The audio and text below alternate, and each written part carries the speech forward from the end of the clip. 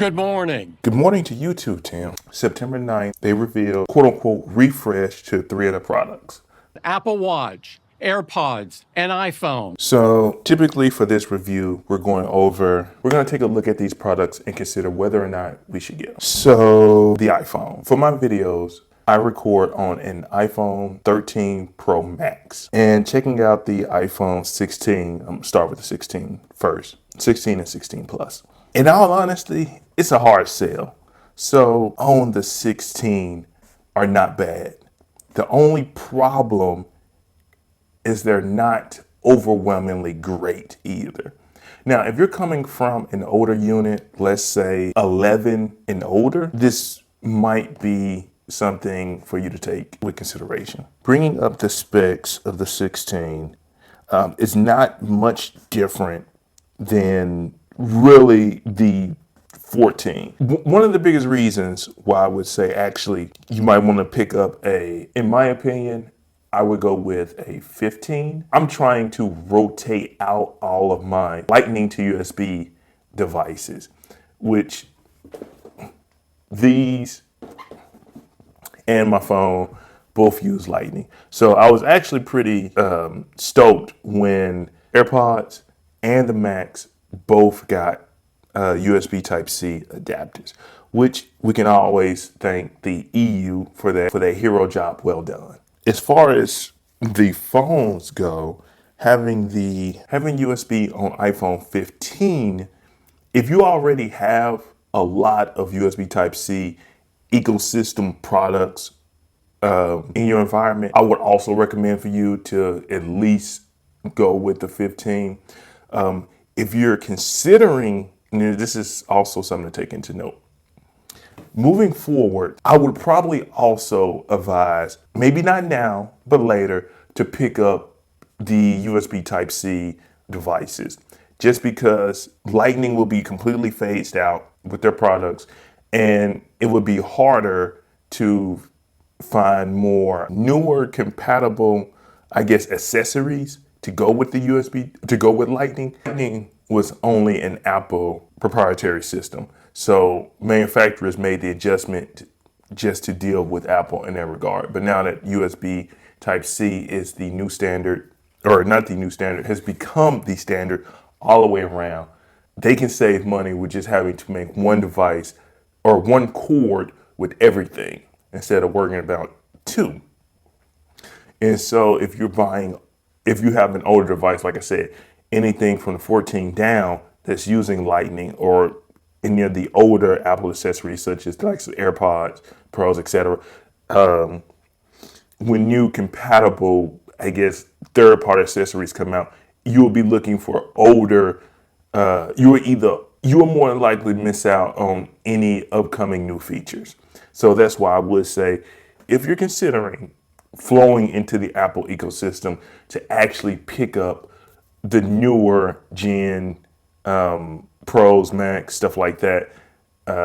So that way you don't have to worry about the headache of finding compatible third-party cords, etc., blah, blah, blah, to go with that. Starting with the 15, that's when you're introduced into the USB Type-C. And getting to the 16, even though personally, I like the 16. I think the 16 is pretty cool looking. I do like the colors, and I do love the double camera setup. I guess just because it's a quote unquote new look, and it does kind of go back to the iPhone 10, which is I still use this phone today. Like I said, the 16, especially in that new bluish color, looks nice. I mean, not nice enough to where I would say, hey, go ahead and drop $1,000, but nice nonetheless. And taking that into consideration as well, outside of that, man, it's not really worth the money compared to, especially when you're comparing to older model phones. And comparing, for instance, if you go with just comparing it to if you compare the phone to the 14, they really stack up quite well.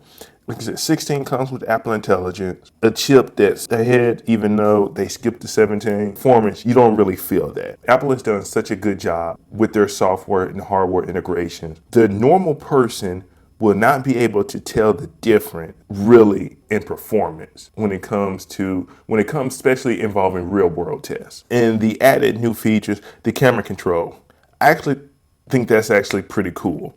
Being able to just instantly switch a button, turn your phone sideways, go into pictures. Plus you can adjust certain settings involving that same camera control button is very convenient. The 48 megapixel camera, you can make an argument about having those, the 40 megapixel versus the 12 main camera, but this is my take on that as well.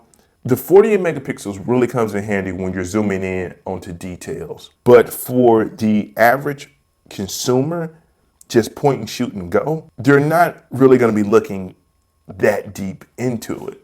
So because of that, if you're not going to max out the camera as well, or if you're not really into photography on that type of level to where you need 48 megapixels, really just going with 12 is good enough.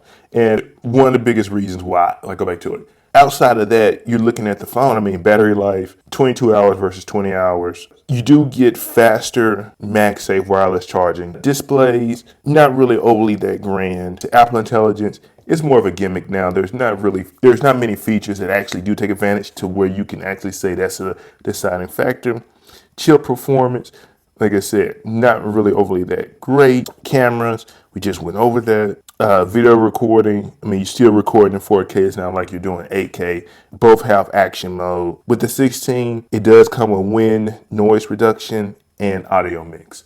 Depending on what you use your phone for. I actually use as you can see, the HOLLYLAND Max for my audio. I would actually have to look at the 16 and see how it is when it comes to stuff like that in certain environments, which you would still need a receiver, especially if you're doing long distance. I would actually like to see how the wind noise and the audio mix actually functions. Both come with the SOS. Like I said, front-facing camera is pretty much the same. Both use 12 megapixels. And like I said, and we're looking at the 14. And so things get a little bit better when you have the 15, same screen size, but with the 15, you do get access to that 48 megapixel camera that you would not have on the 14. You will also get access to the dynamic island, which, depends on whether or not you kind of like that thing.